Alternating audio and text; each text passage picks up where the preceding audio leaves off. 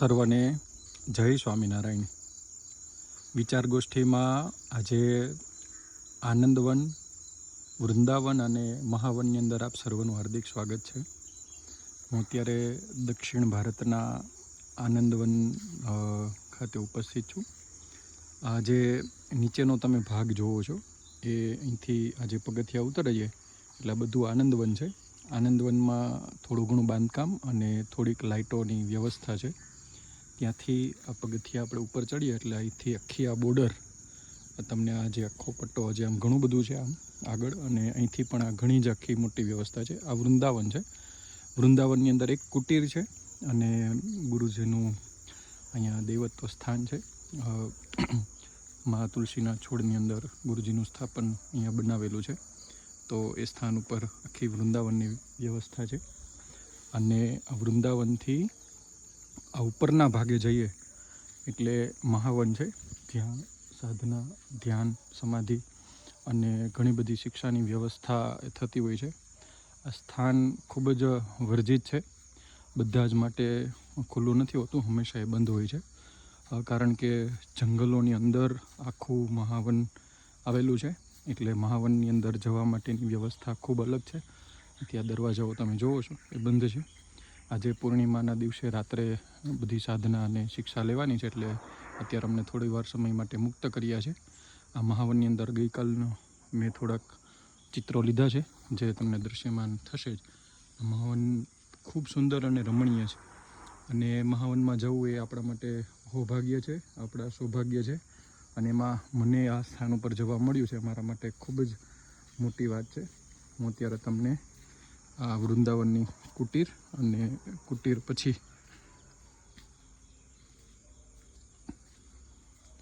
ગુરુદેવનું અહીંયા સ્થાન છે, એ સ્થાનના દર્શન આપણે બધા અત્યારે કરી રહ્યા છીએ. અને ઉપર પણ ચડવાની એની જે કંઈ લૌકિક પરંપરા છે એના આધારે મનાઈ હોય છે, એટલે આપણે દૂરથી એના દર્શન કરીએ. ખાસ આજે મારે તમને બધાને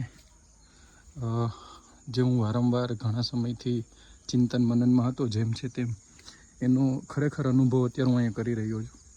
કારણ કે પ્રકૃતિ એક જ એવું તત્વ છે કે જે જેમ છે તેમ જીવી શકે છે. અહીંયા સંપૂર્ણપણે પ્રકૃતિના સિદ્ધાંત અને નિયમોનું પાલન કરાય છે. પ્રકૃતિમાંથી બનેલા આપણે બધા મનુષ્ય, પંચમહાભૂતોથી બનેલું આપણું આ શરીર, એમના પણ સિદ્ધાંતો પ્રકૃતિ અનુસાર જ હોવા જોઈએ. એ અનુસાર અહીંયા આખી કાર્ય પદ્ધતિ અને જીવનની શૈલી છે. અહીંયા અત્યારે અમે મહાવનની અંદર ગઈકાલે જ્યારે 2 દિવસથી ત્યાં જ હતા, દર્શન કર્યા ત્યાં, અને જે કંઈ શિક્ષાઓ પ્રાપ્ત કરી મહાવનની અંદર, તો પ્રકૃતિના સિદ્ધાંતો, નિયમો કેવા છે એને ઉછેરવા માટે કોઈ તમારે પ્રવૃત્તિ, પ્રયત્ન કરવાની કંઈ જ જરૂરિયાત નથી હોતી. પ્રકૃતિને જેમ એમનું વાતાવરણ મળે છે તેમ તેમ ઉછેર કરે છે, તેવી જ રીતે એ ફળાદિ આપણને બધું જ પ્રાપ્ત કરાવડાવે છે. અને એમનું જીવન હંમેશા બીજા માટે સમર્પિત હોય છે. એક મનુષ્ય એક જ એવું જીવન છે કે જેમાં પોતે પોતાનો એક સ્વાર્થ વિચારી અને પોતે કાર્ય કરે છે, અને પછી પોતાનું જીવન જીવવાના પ્રયત્નો એ પોતે કરે છે. તો અહીંયા એ આપણને જે અત્યાર સુધી આપણે બોલતા હોઈએ છીએ, પણ એનો સાક્ષાત અનુભવ એ મને આ મહાવન, વૃંદાવન અને આનંદવનમાં આવીને એ અનુભવ પણ થયો કે ના, ખરેખર ભારતની ભૂમિ અતિ દિવ્ય અને અલૌકિક છે. એટલું શાસ્ત્રોમાં જ વર્ણન કરેલું નથી. ભારતની ભૂમિ ખરેખર જીવવા માટે પણ અલૌકિક અને દિવ્ય છે. એટલા માટે જ દેશ વિદેશથી સંશોધનો ભારતની અંદર થયા. અહીં જે શાસ્ત્રોનું વર્ણન છે, શાસ્ત્રો પ્રમાણેનું જીવન છે, શાસ્ત્રોક્ત જે કંઈ ક્રિયાઓ આપણને જોવા મળે છે, પ્રવૃત્તિ જોવા મળે છે, એ ખૂબ દિવ્ય છે.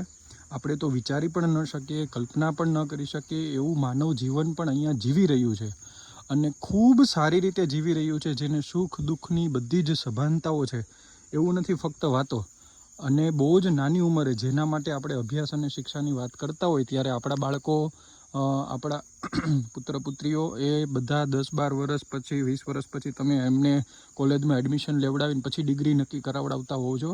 એવા તો અહીંયા તમને ઘરે ઘરે વૃંદાવન આનંદવનની અંદર જે છાત્રાઓ છે બધા, એ તમને 10 વર્ષે ને 12 વર્ષે તો કોઈ આયુર્વેદાચાર્ય છે, કોઈ સાયન્સની અંદર ખૂબ આગળ વધેલા છે. મારી સાથે આજે શ્રી કૃષ્ણએ કરીને એક છાત્ર હતા જેમની ઉંમર ફક્ત 16 વર્ષની છે. એમણે પોતે એક સંસ્કૃતની અંદર વ્યાકરણનું અધ્યયન કરીને વ્યાકરણ ઉપર ગ્રંથ લખવાની શરૂઆત એમણે કરી દીધી છે અને ઘણા બધા પ્રકરણો એમણે અત્યારે લખી લીધા છે. અરે અદ્ભુત અને અદ્ભુત વાતાવરણની વચ્ચે અહીંયા છાત્રાઓ પણ એ પોતાનું જીવન ગુજારી રહ્યા છે. વર્ષો સુધી અહીંયા પોતે 12 વર્ષ 16 વર્ષનું જે ગુરુકુળ કાળ હોય છે, ગુરુકુળ કાળ પણ પોતે અહીંયા પોતે રહેતા હોય છે, ઘરે નથી જતા હોતા. જ્યારે કંઈ પ્રસંગોપાત અતિ આગ્રહ ઘરનો હોય તો જ આ આશ્રમને ત્યાગ કરીને જતા હોય છે. અહીંયા બહુ પરમિશન ઉપર મહાવનની અંદર હોતી નથી, ફોનની એની, જોકે અહીંયા પણ નથી હોતી, પણ મારા થોડાક આગ્રહના કારણે અને આપ સર્વને આના દર્શન થાય એટલા માટે હું આ વ્યવસ્થાની કોઈ ચેનલ નથી, કોઈ યુટ્યુબ ઉપર નથી, કોઈ તમને ઇન્ટરનેટ ઉપર વેબસાઇટ ઉપર કંઈ જ જોવા નહીં મળે. હું જે અત્યારે તમને દ્રશ્યો બતાવું છું ને જે હું અનુભવ કરી રહ્યો છું, એટલે મારા માટે તો શબ્દોથી પણ આ વર્ણવી શકાય નહીં એવું આ પરમ પવિત્ર અને દિવ્ય અને અલૌકિક સ્થાન છે. જે બોલો છો, જે શાસ્ત્રોમાં વર્ણન કરેલું છે એવા વર્ણન અનુસારનું જીવન અહીંયા જીવી શકાય છે, અનુભવ કરી શકાય છે, મહેસૂસ કરી શકાય છે. એવું દિવ્ય અને અલૌકિક સ્થાન અહીંયા છે. શું ચાતુર્માસના નિયમો, ચાતુર્માસની અંદર ક્યારે શું ખાવું પીવું, સૂવું, ઉઠવું, બેસવું, જે ક્રિયાઓનું વર્ણન શાસ્ત્રોમાં છે, શાસ્ત્રોક્ત જીવન અહીંયા બધા જ ખૂબ સારી રીતે જીવી રહ્યા છે. અહીંયા પૂજ્ય શ્રી સત્યાજી અહીંયા બિરાજમાન હોય છે. અહીંના જે આશ્રમના મુખ્ય ગુરુ છે પોતે અત્યારે હાજર નથી, પણ ખૂબ દિવ્ય છે એમનું વાતાવરણ. પ્રેમ, જે એક માતા, એક શબ્દ આપણે પ્રેમનું વર્ણન માતાના શબ્દથી હંમેશા સંબોધતા હોય છે, પણ અનેક માતાનું પોષણ પોતે એ સારી રહ્યા છે. એમના માટે ઉંમર કોઈ જ મહત્ત્વની નથી. કદાચ 5-7 વર્ષનું બાળક હોય તો પણ ભલે, મારા જેવો 30-35 વર્ષના વયના કોઈ યુવાન હોય તો પણ ભલે, એમના માટે પ્રેમ નિરંતર છે. એમની આંખોની અંદર, એમના કાર્યોની અંદર જે આપણને હંમેશા એ જોવા મળે છે. મારા અહોભાગ્ય છે મારા જીવનની અંદર મને આટલી નાની ઉંમરે આ બધો યોગ મને પ્રાપ્ત થયો છે. હું ભારતના આવા વિવિધ ક્ષેત્રોની અંદર જઈ આના દર્શનનો લાભ, એના અનુભવનો લાભ લઈ રહ્યો છું. અતિ કૃપાપાત્ર મારા માતા પિતાને જ માનીશ કે એમના સાનિધ્યમાં, એમને ત્યાં જન્મ લીધા પછી મને આ બધો યોગ પ્રાપ્ત થયો છે. ઘણી વખત વ્યવહારિક દ્રષ્ટિએ આ બધું યોગ્ય ન હોય. કેમ? કારણ કે આપણી રીત રિવાજ થોડી અલગ છે. એટલે શાસ્ત્રો પ્રમાણેના જીવન જીવવા જઈએ ત્યારે લોકોને હંમેશા કંઈક પ્રશ્ન થાય. સંસ્કૃતિની વાતો બધાને ગમે છે, સંસ્કારની વાતો ગમે છે, સંસ્કૃતિયુક્ત જીવન જીવવું બધાને થોડુંક કઠિન લાગે છે, અને ત્યારે આપણે મોડર્ન વેને થોડોક વધારે અપનાવી લેતા હોઈએ છીએ. પણ ના, ભારતીય વ્યવસ્થા ખૂબ અલગ છે. ભારતીયતાની સાથે કોઈ જ ન આવે, ભારતીયતાની તુલે કોઈ જ ન આવી શકે. ભારતીયતાના પ્રમાણને સાર્થક કરવું હોય તો ભારતીય જીવન ભારતના શાસ્ત્રોની અંદર વર્ણવેલ છે એ પ્રમાણે જો આપણે જીવી શકીએ તો જે સાર્થક કર્યું ગણાય. ભારતની ભૂમિ એ ફક્ત કોઈ માપદંડ કે મેપની અંદર દર્શાવેલી છે એ ભારતની ભૂમિ નથી. ભારત એક સંસ્કૃતિ છે, ભારત એક સંસ્કાર છે, અને એ ભારતની ભૂમિ અંદર આપણે બધાએ જન્મ લીધો છે. તો ભારતની આ આનંદવન છે. આનંદવનની અંદર હમણાં થોડા સમય પહેલાં એક આટલી બિલ્ડિંગની એક વ્યવસ્થા થઈ છે, બાકી બધી કુટીર જ છે, અને ગાયો પણ છે. સામે એક નંદીની વાછરડું અત્યારે ફરી રહ્યું છે. તો ભારતની ભૂમિ એ જીવવા માટે છે. એટલા માટે જ અહીંયા બધા જ અનુભવો ભારતના અહીંયા થાય. હજારોની સંખ્યાની અંદર, લાખોની સંખ્યાની અંદર શાસ્ત્રોનું વર્ણન એ ભારતની ભૂમિ માટે થયું છે. વેદ, ઉપનિષદ, પુરાણો અંદર જે ભારતની વાત છે, ભારતના સંસ્કારોની વાત છે, ભારતની દિવ્ય ભૂમિઓની વાત છે, ધરાઓને પ્રકૃતિની વાત છે, પ્રાદેશિક વ્યવસ્થાઓની વાત છે, એ ખરેખર અલગ અલગ પ્રદેશોમાં જઈને આપણને ખબર પડે. મને તો દરેક પ્રદેશોમાં જવાનો અવસર પણ પ્રાપ્ત થયો છે. જ્યાં જ્યાં ગયો છું ત્યાં એમની રીત રિવાજોને જોઈ અને ખૂબ આનંદ થાય છે. ગુજરાતની અંદર આપણા ગુજરાતીઓની એક થોડીક વિશિષ્ટતા એ છે કે બધી જ સંસ્કૃતિને અપનાવીને આપણે બધા જીવવાનો ક્યાંક ને ક્યાંક પ્રયત્ન કરીએ છીએ, અને આપણી મૂળ સંસ્કૃતિને આપણે ત્યાગવાનો પ્રયત્ન કરીએ છીએ.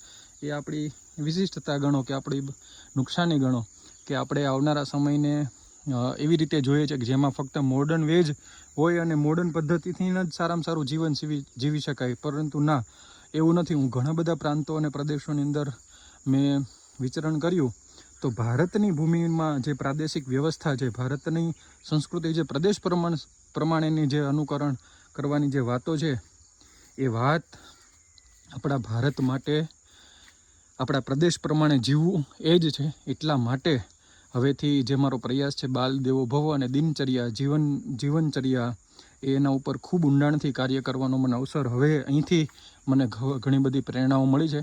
અહીંયા રુદ્રાક્ષના વૃક્ષો છે, મને એની પાક્કી ઓળખ નથી, પણ આમાં જ આટલામાં જ ક્યાંક રુદ્રાક્ષના વૃક્ષો 2 અહીંયા ગુરુદેવે જે તે સમયે ઉછેર કર્યા છે. અને ખૂબ ઔષધિઓ છે, ખૂબ ઔષધિઓના નામ આપણને ન ખબર એટલી બધી ઔષધિઓ આ વનની અંદર છે. ઘણા બધા પ્રાણીઓ અહીંયા સર્પ, અજગર અને ભાલુ, તેંડવા જે આપણે ચિત્તાઓ કહીએ છીએ, એ બધા જ પ્રાણીઓ પણ અહીંયા આવે છે, પણ ક્યારેય કોઈને કંઈ નુકસાન પહોંચાડતા નથી. મજાની વાત તો આ મહાવનની છે. મને અવસર મળશે તો આ મહાવનના દ્રશ્યો આપ સર્વ સમક્ષ હું ખુલ્લા મૂકવાનો પ્રયત્ન કરીશ. આ ધરતીને, આ ભૂમિને અને અહીંના જીવનને, પ્રાદેશિક વ્યવસ્થાને, ભારતીય સંસ્કૃતિ અને સંસ્કારોને મારા સાષ્ટાંગ દંડવત પ્રણામ છે કે આવી ભૂમિ પર મને આવવાનો અવસર પ્રાપ્ત થયો, આવી ભૂમિ પર મને જીવવાનો અવસર પ્રાપ્ત થયો, આ ભૂમિ ઉપર મને ખુલ્લા પગે મને વિચારવાનો અવસર પ્રાપ્ત થયો. એના માટે હું ધન્યતા અનુભવું છું. કારણ કે અમે જ્યારથી આ આશ્રમની અંદર પ્રવેશ કર્યો છે ત્યારથી અમે પગમાં ચપ્પલ નથી પહેર્યા અને પૂરા જ આશ્રમની અંદર અહીંયા ખુલ્લા પગે, કદાચ મહાવનમાં જવાનું થાય, વૃંદાવનમાં હોઈએ કે પછી આનંદવનની અંદર હોઈએ તો ખુલ્લા પગે જ એ અહીંયા વિચારવાનું છે. ભોજનની વ્યવસ્થા પણ ખૂબ સારી છે. કંઈ જ હોતું નથી છતાં ખૂબ દિવ્ય હોય છે. કંઈ જ ભોજનમાં હોતું નથી, નથી વાનગી હોતી, નહીં કોઈ મિષ્ટાન હોય છે, નહીં એવા કોઈ શાકભાજી હોય છે, કંઈ જ નથી હોતું, પરંતુ છતાં દિવ્ય, શરીરને અનુરૂપ, પ્રદેશને અનુરૂપ, પ્રકૃતિને અનુરૂપ, ઋતુઓને અનુરૂપ અને ચાતુર્માસને અનુરૂપ, ભારતીય પરંપરા અનુરૂપ ભોજન એ અહીંયા પીરસાઈ રહ્યું છે. ખૂબ ખૂબ ખૂબ ખૂબ જેટલું શબ્દોથી વર્ણન કરું ને એટલું ઓછું છે મારા માટે. અને હું પ્રાર્થના કરીશ કે આપ સર્વ પણ ભવિષ્યની અંદર અવસર મળે તો આપણે અવસર ચૂકીશું નહીં, પરંતુ એના સિદ્ધાંત અને નિયમ એ ભારતીય સંસ્કારોને અનુરૂપ છે, તો એને વળગીને રહેવું પડશે. અહીંયા ફોટોગ્રાફી માટે, વિડીયો શૂટિંગ માટે, એના માટે આવવાનો ક્યારેય આપણે પ્રયત્ન નહીં કરીએ. જીવન જીવવા માટે, જો ખરેખર જીવવું છે તો એના માટે આપણે અહીંયા આવવાનો પ્રયત્ન કરી શકાય. અલગ અલગ વિદ્યાઓ અહીંથી પ્રાપ્ત કરી શકાય. ગુરુકુળની પણ ખૂબ સારી વ્યવસ્થા છે. એ બધું જીવન જીવવા માટે આપણે અહીંયા આવવાનો આપણે સર્વે પ્રયત્ન કરવો જોઈએ. એ જ આજના દિવસે સર્વના ચરણોમાં પ્રાર્થના છે. હું વિશિષ્ટ લાભ લઈ અને જ્યારે ફરી ગુજરાત પધારીશ ત્યારે આના વિશિષ્ટ અનુભવો આપ સર્વની સમક્ષ એ વાત કરીશ. ગોષ્ઠી દ્વારા આપણે બધા સાંભળીશું. આ પ્રકૃતિને, આ ધરતીને, આ વનને, આ ઉપવનને મારા સાષ્ટાંગ દંડવત પ્રણામ છે. અહીંયા જે કાર્ય થઈ રહ્યું છે અનંત કાળ સુધી અવિરતપણે આવું નવું કાર્ય ચાલતું રહે એવું પરમાત્માના ચરણોમાં હું પ્રાર્થના કરું છું. સાથે સાથે અહીંયા જે કંઈ એક વાતની નવાઈ લાગશે, કોઈ જ આર્થિક વ્યવસ્થા અહીંયા છે જ નહીં, અને છતાં બધું જ એકદમ સહજ ભાવે ચાલે છે. પ્રકૃતિ જેમ છે તેમ એવા ભાવ સાથે, પ્રકૃતિ જેમ ઉછેર થઈ રહી છે ને પ્રકૃતિનો, એવી જ રીતે અહીંયા બધા જ જે કોઈ છાત્ર છે કે જે કંઈ સાધકો છે એમનો ઉછેર સારામાં સારી રીતે થઈ રહ્યો છે. સર્વના સર્વ દિવ્ય ચેતનાઓના, શક્તિઓના ચરણોમાં પ્રાર્થના સાથે અસ્તુ. જય હિન્દ, જય ભારત, સર્વને જય સ્વામિનારાયણ.